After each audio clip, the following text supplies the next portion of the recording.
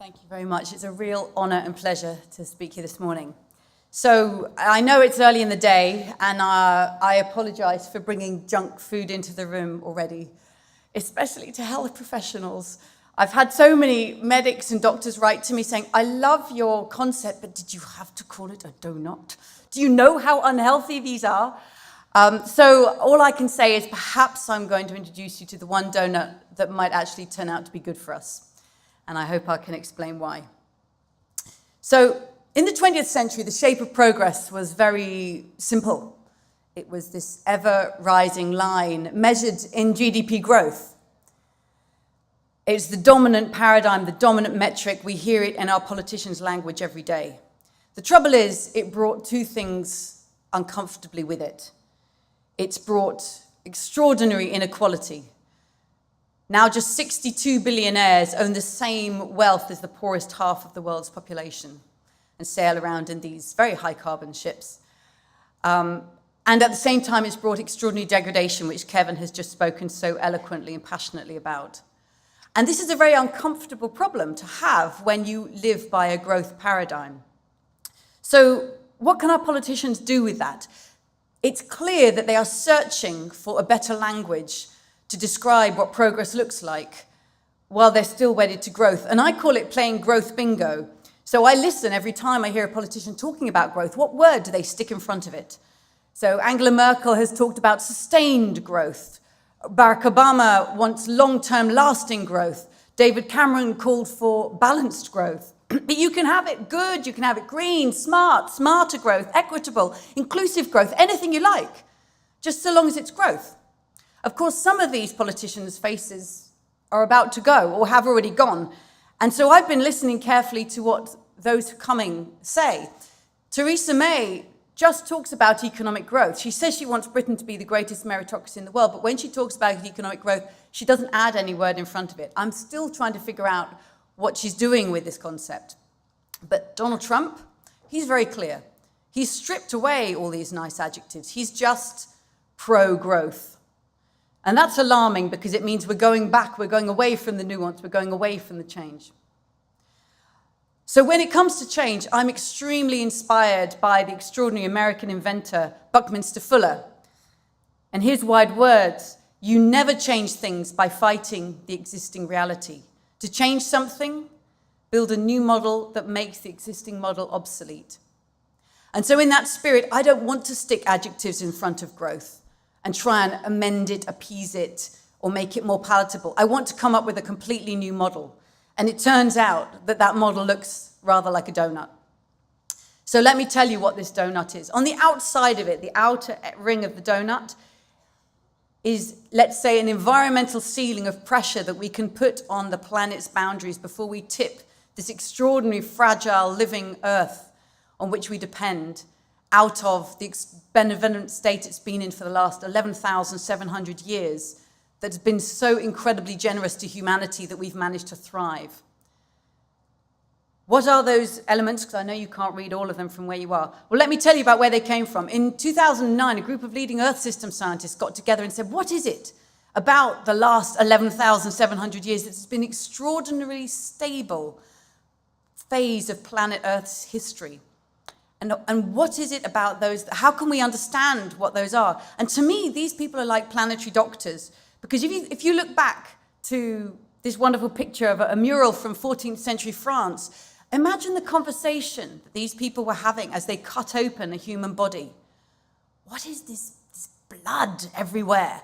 And these gut things running through the body. And then there's these muscles, and then there's these nerves. How do all these systems interact?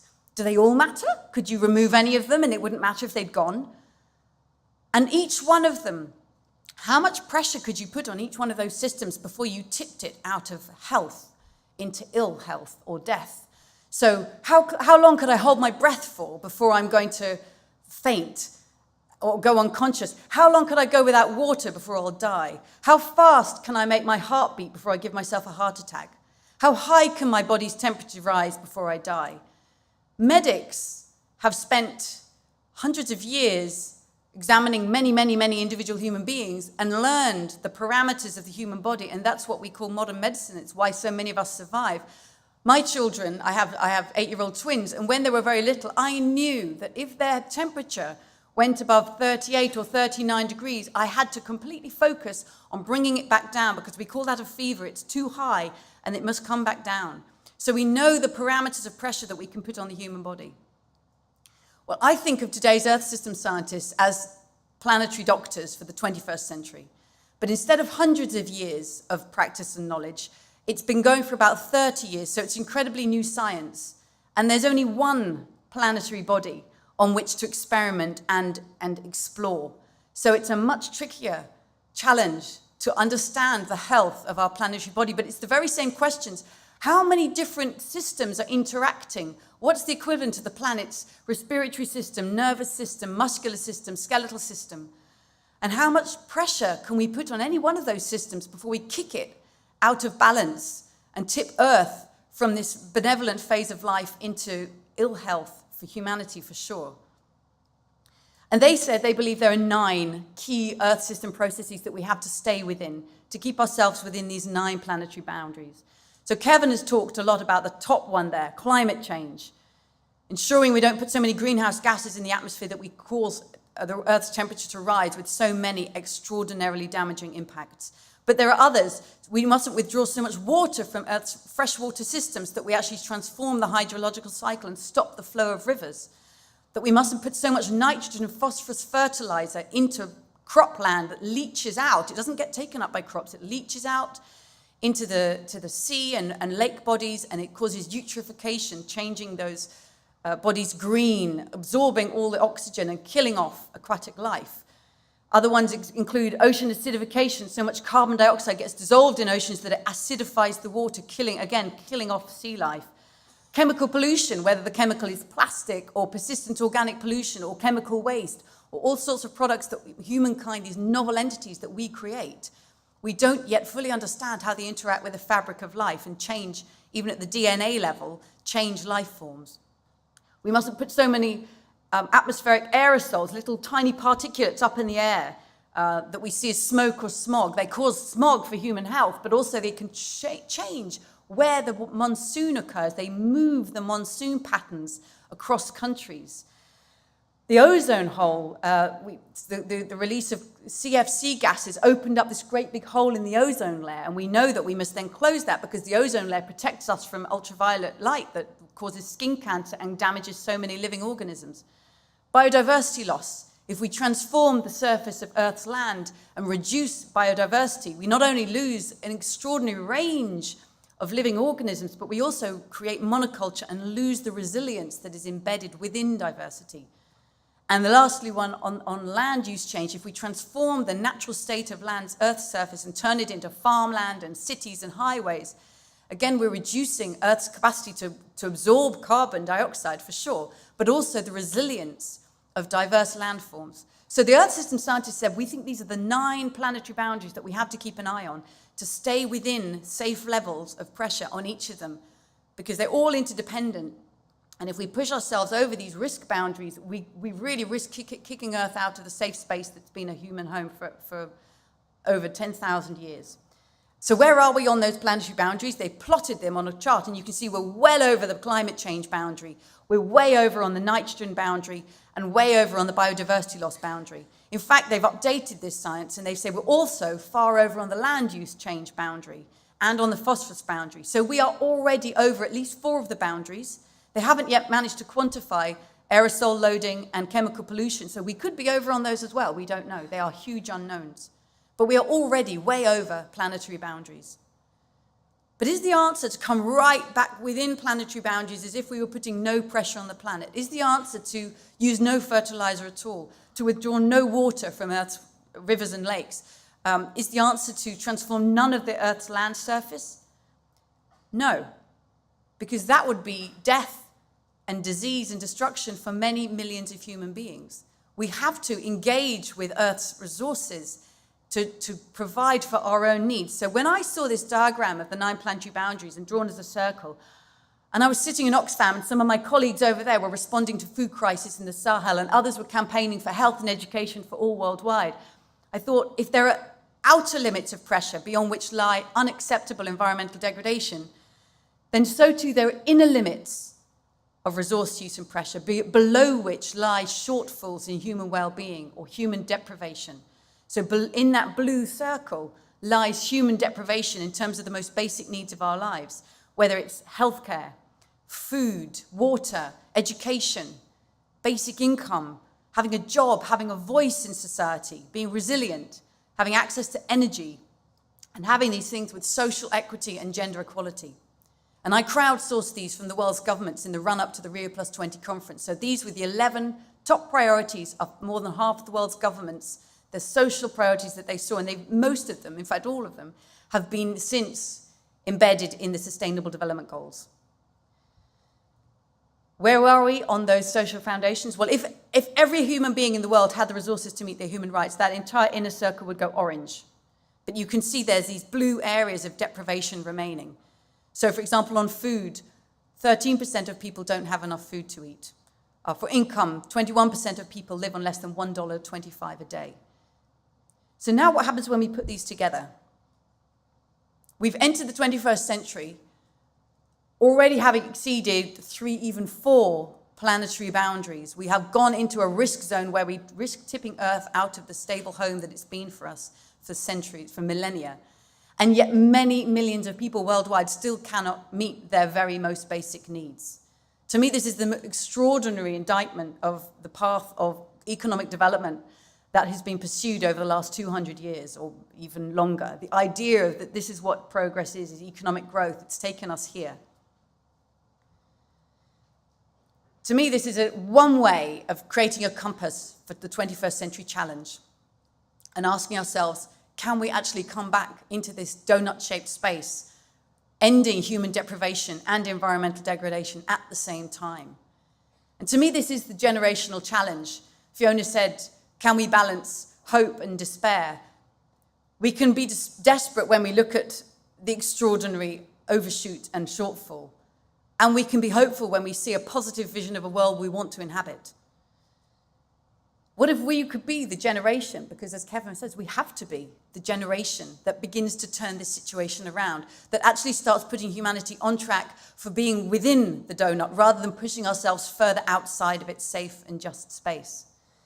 So what if each of us put our own lives on a little donut-shaped table and asked ourselves, how does the way that I live impact on humanity's ability to come within this safe and just space between social and planetary boundaries? How does the way that I eat, travel, shop, bank, vote, volunteer, demonstrate, help my neighbors, how do all these ways that I live impact on social and planetary boundaries? What if every company in the world actually drew up its corporate strategy at this donut-shaped table and asked itself, is the way that we're producing product actually undermining people's human rights and pushing the planet over planetary boundaries? Or can we transform who we are as a business and what we produce and how we produce it and what we stand for so that the core practice of our business is actually helping to bring humanity into this safe and just space? There are companies today that are taking on that challenge and trying to transform their business. What if you were sitting around this table as a set of healthcare professionals asking yourselves, how could we create a healthcare system that brings humanity into this space that meets the health needs, but also the rights, the voice, the resilience, the gender equity, the social equity needs of everybody within social and planetary boundaries? What kind of healthcare system would do that? What if every urban designer, every planner building the cities of the future, because there are going to be many more, had a donut-shaped diagram on the table as a compass, as a vision for the city they wanted to build? Well, I know if that sounds ridiculous. The interesting thing is that there are people doing this right now. I was contacted by a group of urban planners in Kokstad, which is the fastest growing town in KwaZulu-Natal in South Africa. And they said, we love this donut diagram. We took it in 2012, the municipality of our town worked together with the local youth, and we drew up a vision for our town, for what we want, for how it's going to provide for everybody's needs within planetary boundaries. And the best thing that they did, I'm not sure if you could see it on the screen, but under the social foundation, they added one extra dimension, which was fun. They said, we're gonna live within social planetary boundaries. We've got to have fun while we do it. So there's the hope. But also, it's not just happening in South Africa. In Sweden, some designers contacted me, and they're designing and building a new urban suburb of Stockholm, about 15 minutes by train, called Kimlinga. And they said, we love this donut, and we are setting out to design the most sustainable city districts in the world. We want Kimlinga to be the first one, but we want to replicate this worldwide. So again, taking a positive vision of social and planetary integrity and saying, how can we redesign the world around this? So there's a vision, but what would it actually take to bring ourselves into this space? For me, one of the key questions we need to be asking, Kevin started asking it this morning, what key factors shape humanity's ability to move into this safe and just space? And I'm going to give you 1 minute to talk to the person nearest you, next to you, come up with some big ideas, and Kevin's already given you plenty of clues. Come up with some big ideas. Most of them can be expressed in just one word of what you think it takes to bring us into this safe and just space. So you've got 1 minute right now, and then I'm going to ask you for the answers. Go. But I'm going to go round with my hands, and as my fingers come past you, if you want to shout out a word, shout it out. So I'm just going to collect words as I go around. Here we go. Education.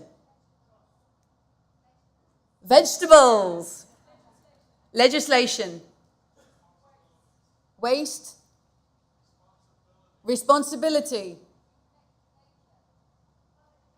Public transport. Nature. Collapse. What was that? Beef less. Talk to the lady about vegetables. Let's keep going. Literature. Sorry? Climate change fiction. Great. Taxation. Proportional representation.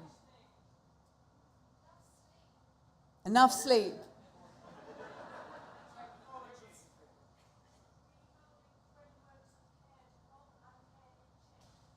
Rebuilding frameworks of care to hold uncare in check. Great. Human rights. What was that one? Spirituality. New economic systems. They had to come in there somewhere. Commitment. Come on, people at the edge. What's that? Allotments. Great. Taking account of externalities and economics. Okay, brilliant. Oh. Intergenerational justice. Brilliant. Okay. So, love. Love. Thank you. From The Economist. Excellent. Some economists are fantastic, including Paul Eakins. Right. So, I'm just going to tell you a little bit about six. You've said a fantastic array. 6 of them come up time and time and time again, so I'm just going to talk briefly about 6 of these issues.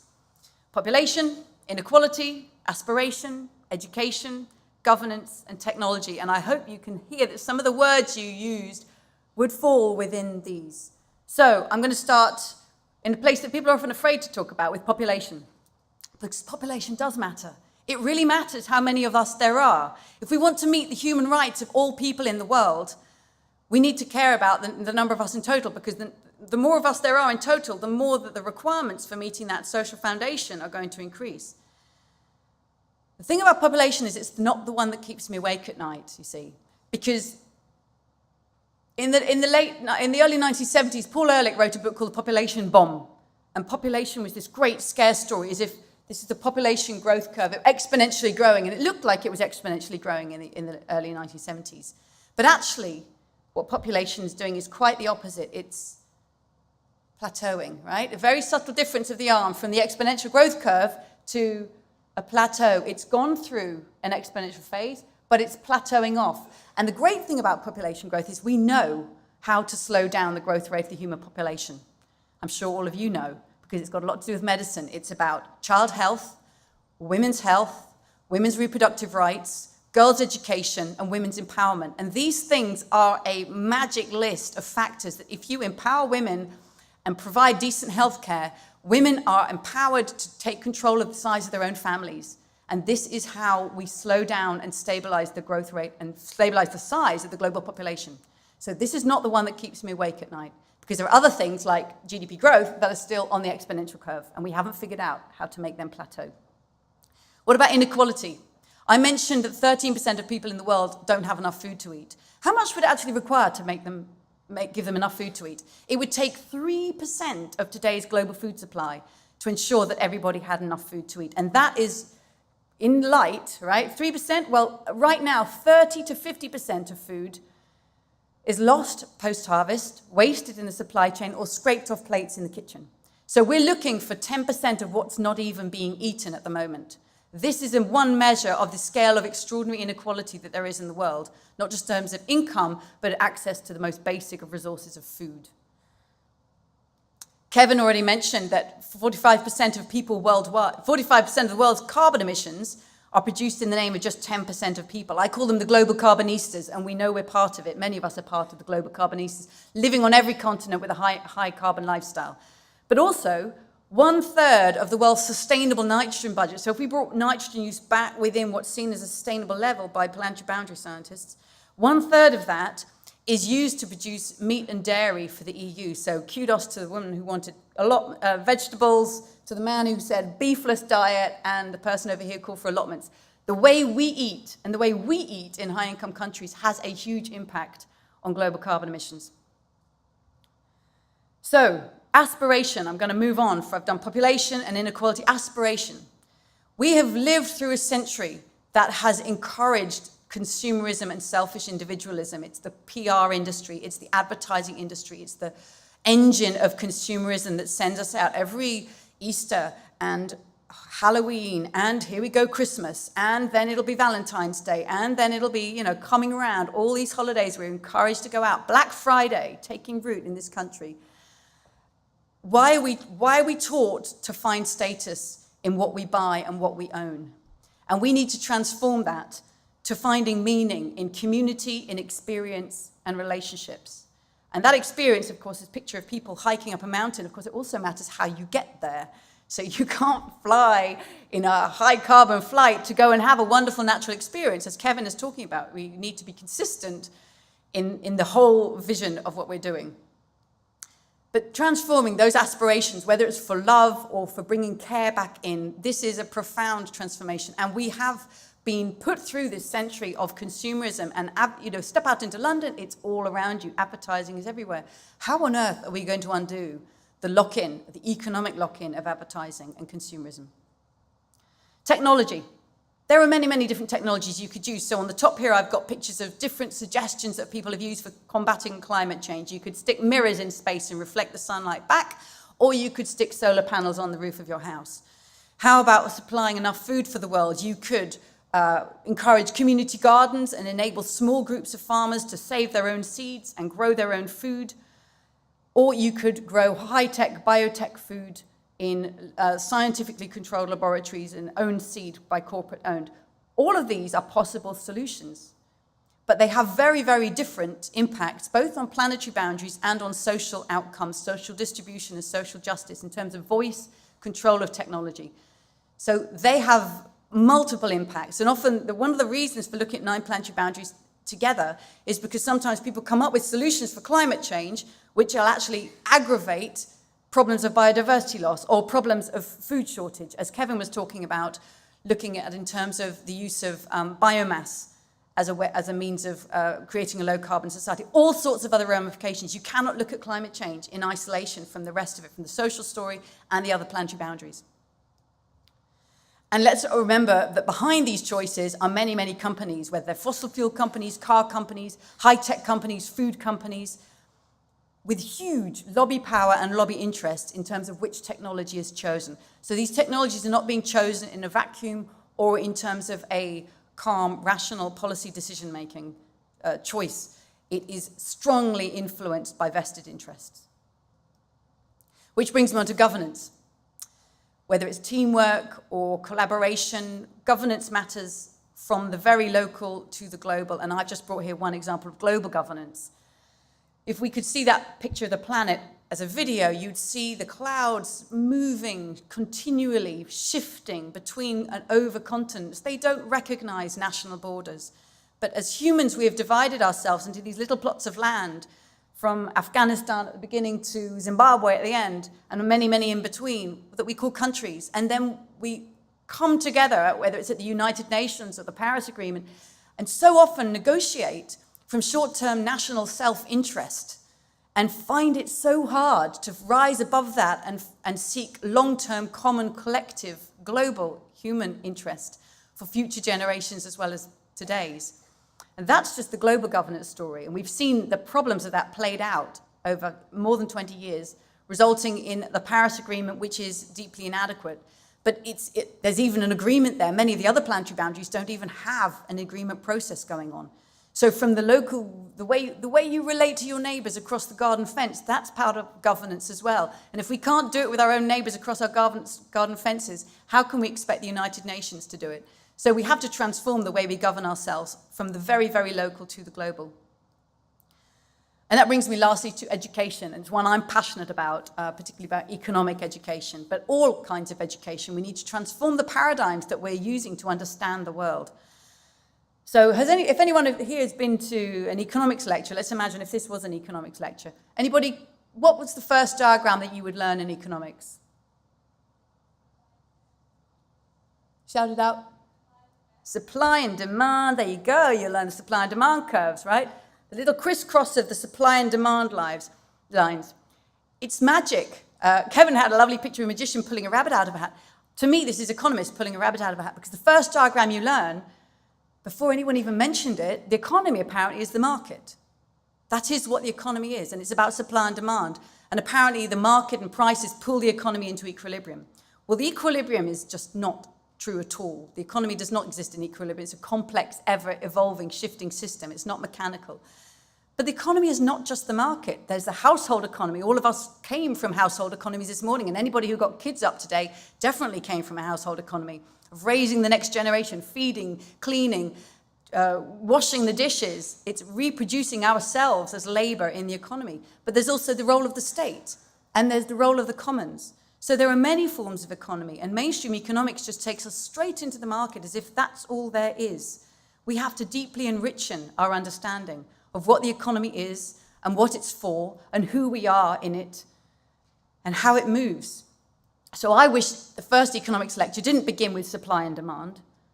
I wish it began with the donut and the question, what kind of economy would bring humanity into this space? And that would be a completely different economics degree. And that's from my passion of reinventing education. This is where my passion lies. So I left my job at Oxfam because I wanted to pursue this even more deeply. And I've just spent the last 2 years writing a book. It's called Doughnut Economics, 7 Ways to Think Like a 21st Century Economist. And as Fiona said at the beginning, I used to be ashamed to call myself an economist. It was such an embarrassing thing to have trained as because it was so inadequate as a way of understanding the world. But I'm reclaiming that word, and I call myself a renegade economist because economics means household management. And what could we need more today than planetary household management in the interests of all of its inhabitants? So I want to reclaim the idea of what economics is and what it's for. This book comes out next year, and I very much hope I'll be touring internationally trying to promote the ideas of the book, and I very much hope I'll come across your paths in that process. But let me return to our key factors that shape the donut. I've left one blank, partly because there's always another thing that somebody could say, and there were many, many great ideas here now. I'm going to leave it there blank, and I hope that in the discussion we now have, if you feel there's a burning issue that's not covered by these 6, what should be in that 7th box? Thank you very much.